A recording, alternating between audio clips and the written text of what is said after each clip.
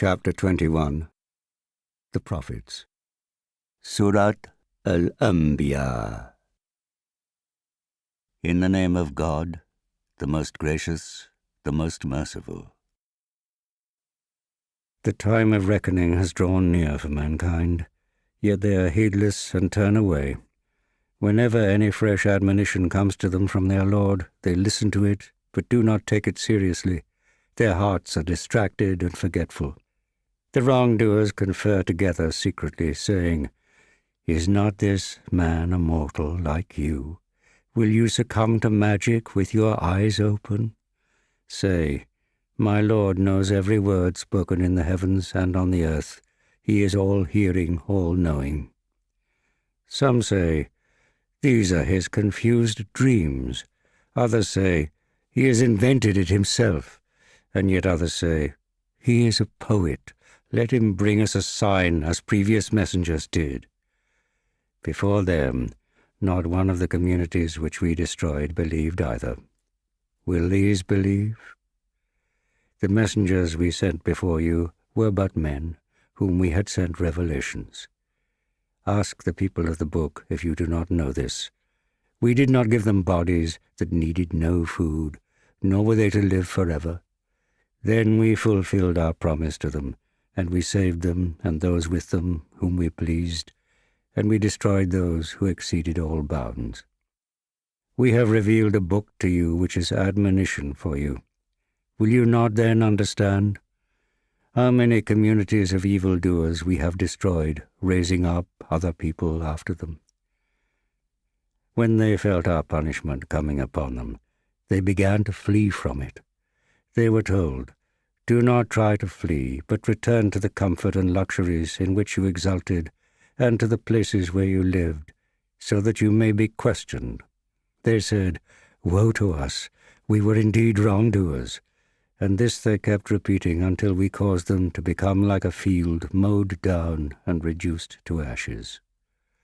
It was not in play that we created the heavens and the earth and all that lies between them. Had we wished to find a pastime, we would surely have found it in that which is with us, if such had been our will. We will hurl the truth at falsehood. The falsehood shall be crushed and will disappear. Woe to you for what you utter. To him belongs whosoever is in the heavens and on the earth, and those that are with him are never too proud to worship him, nor do they grow weary. They glorify him night and day without tiring. Have they taken deities from the earth who can bring the dead to life? If there had been in the heavens and on the earth other deities besides God, both the heavens and earth would be ruined. God, Lord of the throne, is far above that which they ascribe to him. None shall question him about his works, but they shall be questioned. Have they taken other deities besides him? Say to them, "Bring your proofs.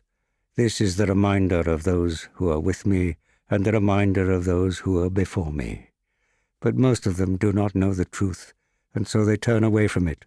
We sent all messengers before you with this revelation.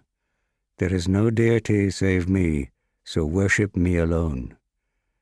They say, "The All-Merciful has taken a son, glory be to him." They are only his honored servants.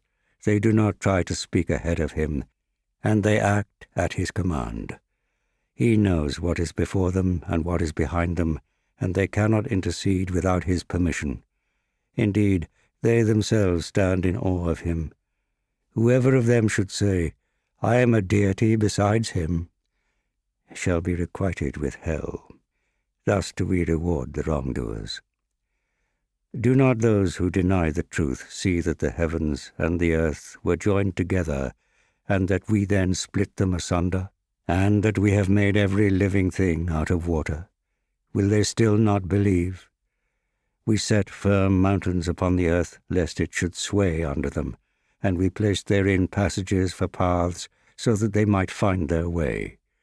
We have made the heaven a well-secured canopy, yet still they turn away from our signs. It is he who created the night and the day, and the sun and the moon, each gliding in its orbit. We have not granted everlasting life to any human being before you. Then if you, Muhammad, should die, will they live forever? Every soul shall taste death. We test you with both good and evil circumstances as a trial. To us you shall return. When those who deny the truth see you, they laugh at you, saying, "Is this the one who talks of your deities?" Yet it is they who deny all mention of the Gracious One. Man is a creature of haste. Soon I will show you my signs, but do not ask me to hasten them. They ask, "When will this promise be fulfilled, if what you say be true?" If only those who deny the truth knew the time when they would not be able to ward off the fire, neither from their faces nor from their backs. They will not be helped. Indeed, it will come upon them suddenly and confound them, and they will not be able to ward it off, nor shall they be reprieved. Other messengers have been mocked before you, but those who scoffed were overwhelmed by the very thing they had mocked. Say, who will save you from the wrath of the Most Gracious by night and by day? Yet they turn away from the remembrance of their Lord. Do they have other deities who can defend them against us? They cannot even help themselves, neither can they be aided against us. Yet we bestowed the good things of life upon their fathers for a great length of time. But do they not see how we are shrinking their borders? Is it they who will prevail? Say, I warn you only through the revelation. But the deaf can hear nothing when they are warned. Yet if even a breath of your Lord's punishment touched them, they would say, "Woe to us, we were indeed wrongdoers." We shall set up scales of justice on the day of resurrection, so that no soul can be in the least wronged. Actions as small as a grain of mustard seed shall be weighed. We are sufficient as a reckoner. We gave Moses and Aaron the criterion of right and wrong, and a light and reminder for the righteous. Those who fear their Lord in the unseen also dread the hour of judgment. This is a blessed reminder that we have revealed to you. Will you then reject it? Before this we gave Abraham his guidance. We knew him well. When he asked his father and his people, "What are these images to which you are so devoted?" they replied, "We found our fathers worshipping them." Abraham said, "Indeed, you and your fathers have been clearly misguided." They said, "Have you brought us the truth, or are you jesting?" Abraham replied, "Your Lord is the Lord of the heavens and the earth, who created them, and I bear witness to that. By the Lord, I will devise a plan against your deities after you have gone away and turned your backs." He broke them all to pieces, except for the biggest one of them, so that they might return to it for inquiry. "Who has done this to our deities? He must be a wrongdoer." Some said, "We heard a young man called Abraham talking about them." They said, "Then bring him here in the sight of all the people, so that they may act as witnesses." They said, "Abraham, was it you who did this to our deities?" He answered, "Rather this biggest one of them did it. Ask them if they can speak." Then they turned to one another and said, "It is you yourselves who are in the wrong." Then they hung their heads and said, "O Abraham, you know they cannot speak."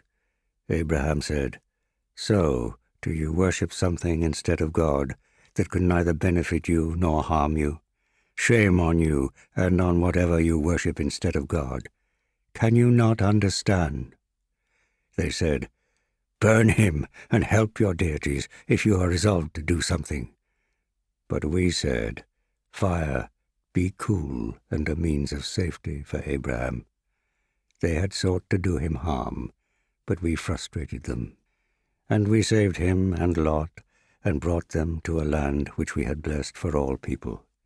We bestowed Isaac and then Jacob on him as an additional boon, and we made all of them righteous. We made them leaders who guided people by our command. We revealed to them the doing of good, observance of prayer, and the giving of alms, and us alone did they worship. To Lot we gave wisdom and knowledge, and delivered him from the city which practiced abomination.